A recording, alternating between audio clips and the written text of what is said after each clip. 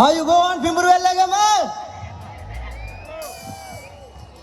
ඉතින් අද ඔයාලට දෙන සර්ප්‍රයිස් එකක් තියෙනවා. ඒක තමයි මගේ පළවෙනිම සින්දුව.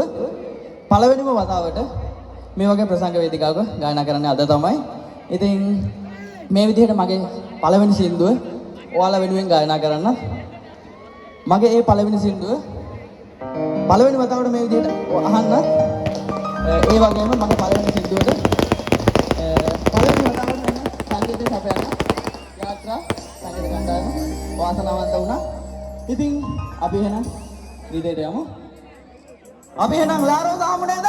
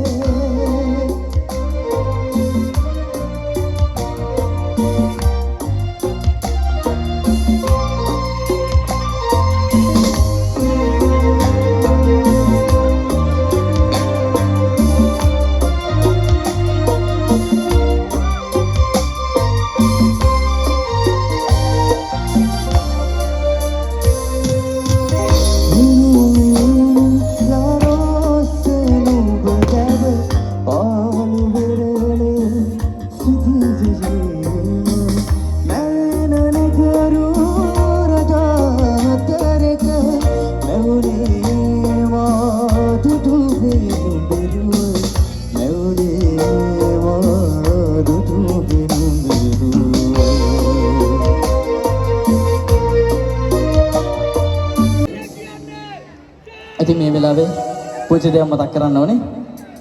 මේ ගීතය හැදිච්ච හැටි මේ ගීතේ මගේ හීනයක්. ඉතින් මේ ගීතේ පද රචනය, සංගීතය, තනු නිර්මාණය තුනම කෙරුවේ මම. ඒ වගේම තව දෙයක් මතක් කරන්න ඕනේ. විශේෂ කෙනෙක් ඉන්නවා මේ ගීතයත් එක්ක මාත් එක්ක බැඳිච්ච. ඉතින් ඒ තමයි පවිත්‍ර ෆර්නෑන්ඩෝ, පවිත්‍ර අයියා.